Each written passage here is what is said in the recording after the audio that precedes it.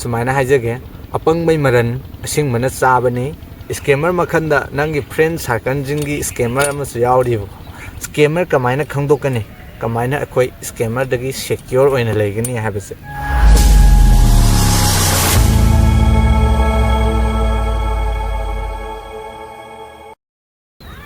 Hello guys, ngasi se aisu koi balang bagi blog nataba ngasi tongan ba aina content ama pu la content se kamai tawno hai matamda scammer gi matang ni ko Noida sector 143 gi matang ne sigi script se mi mana ibi ka ngon da tha ko ne adu script gi matang da yauri bujing je kitang pamin na je ko aduga pabina kari mana kari min tawri kamai hairi habdu yemina se mana scammer kya tholai je yam phai hai ta kari gi fariba ai kitang haijage scammer kya je tholakpana experience of life kya tambi sumi ko ngasi scammer jingjina asumna paisa lauthok pigre sumaina tawbigre paisa mangham bigre aikhoi sumaina adu tawbigre haina complaint am tar ibeje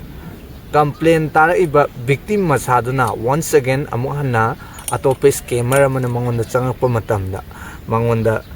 amone scam tawe har maramdi he already got some experience of scammer gi experience kara mangonda phangre adu scammer kamaina khangdokani kamaina akoi scammer dagi secure oina legani habase scammer ayamana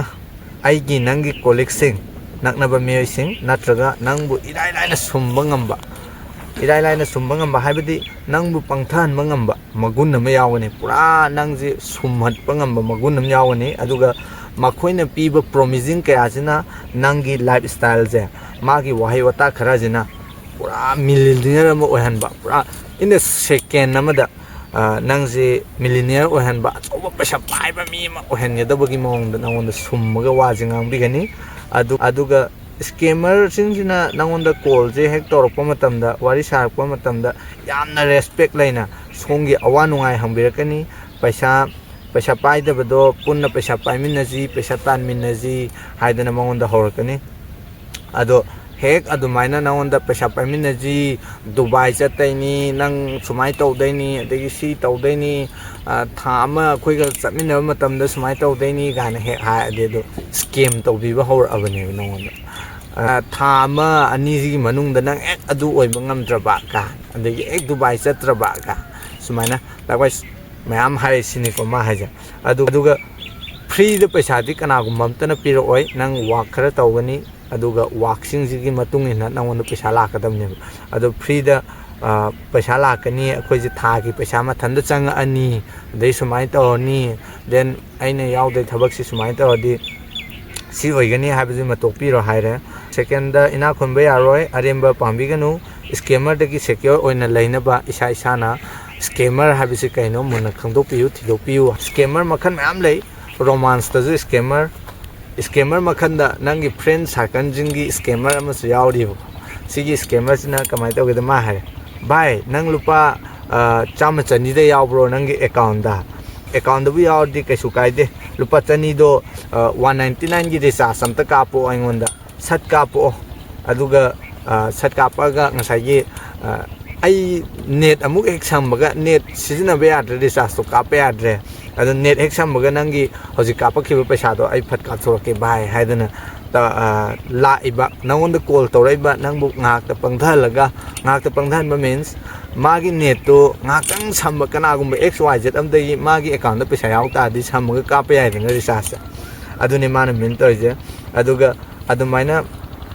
kapu hairaga nangna 199 gi recharge kaapkhre adu matungda call paibiraktaba or by ai sumai tawre khudong chatre paisa leitre du tawtre ngal er kapake ama sumai sum leithokhibaji ju kai nai matan scammer ne haitare nangi marupna nangonda tawba scammer ne likewise mina nangonda dumaina amna thajana hairakpado thajabiru nonga sidagi adugumba jingjini scammer haiji sinida paisa du singakpa ai singakta yai scammer makhan namane sinida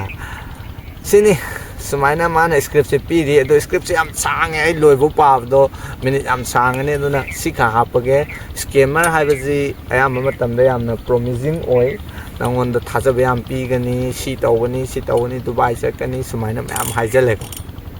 aduna scammer dagi isa jinha section na laibiu aduga Noida sector 143 da kudung thiba nangiba victim mayam su nungai jade mokoi ado nungai tragasu aina haipa sai haibingno sumaina haijage apang mai maran asing mana chabani scammer haibase asing bani victim oiriba isa je apang mai maran asing mana cha sini Noida sector 143 dage koina tamjaba yaba point nama haita see you guys next vlog.